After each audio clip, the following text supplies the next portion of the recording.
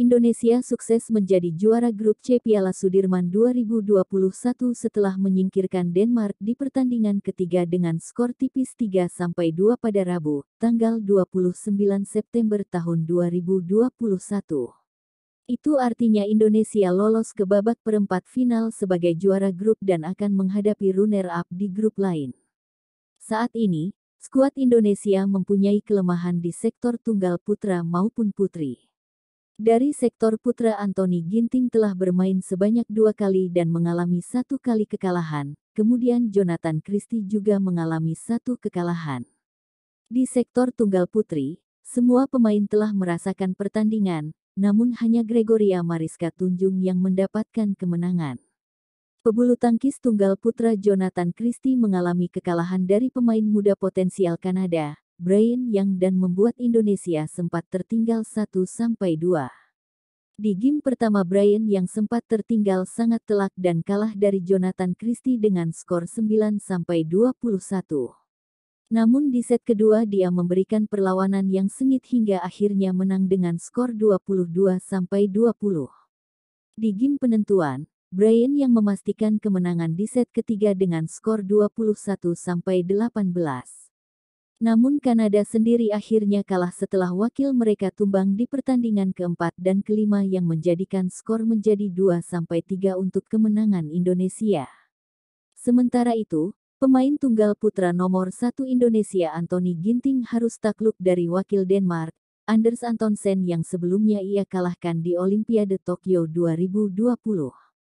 Ginting harus takluk 2 set langsung dari pebulu tangkis ranking 3 dunia tersebut.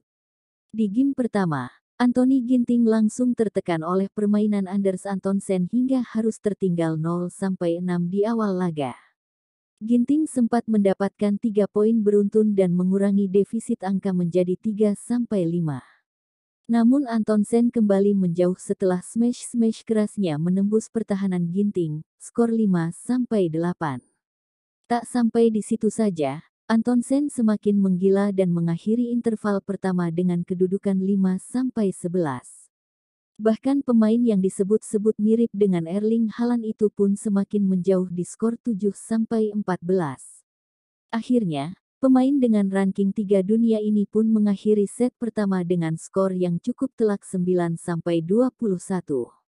Di set kedua ketika pertandingan berada di kedudukan 1-1 Anders Antonsen mengalami masalah pada kakinya sehingga pertandingan harus dihentikan sejenak agar Antonsen mendapatkan perawatan. Nyatanya meski mengalami sedikit masalah, Antonsen malah semakin menggila hingga menambah kedudukan menjadi 1-5. Ginting sempat nyaris menyusul di skor 7-8. Namun Antonsen kembali menjauh dan mengakhiri interval pertama menjadi 9-11. Anders Antonsen tidak membiarkan Ginting menyusul skor, ia pun berhasil menjauh dengan skor 12-18. Perlahan tapi pasti, Anthony Ginting terus berusaha mengejar hingga defisit angka hanya tertinggal 2-3 poin di angka 15-18. Namun Anders Antonsen masih terlalu tangguh bagi Anthony Ginting dan mengakhiri set kedua dengan keunggulan 15-21. Dengan hasil ini Denmark berbalik unggul menjadi 1-2. Dengan tumbangnya mereka di babak grup, apakah Indonesia akan memberikan kesempatan pada pemain tunggal putra Indonesia andalan ketiga? Cesar sendiri saat ini masih belum diberi kesempatan bertanding dan kemungkinan di babak perempat final ia akan kembali duduk di bangku penonton. Pasalnya meski Ginting mengalami kekalahan namun lawannya adalah pemain dengan ranking yang lebih baik darinya. Oleh karena itu, pelatih tentunya tidak akan gegabah memainkan pemain yang biasa di babak perempat final. Kemungkinan Ginting maupun Jonathan Christie akan kembali diandalkan. Lalu siapakah kiranya yang bakal tampil, Anthony Ginting atau Jonathan Christie di babak perempat final dari sektor tunggal putra? Kita tunggu keputusan pelatih.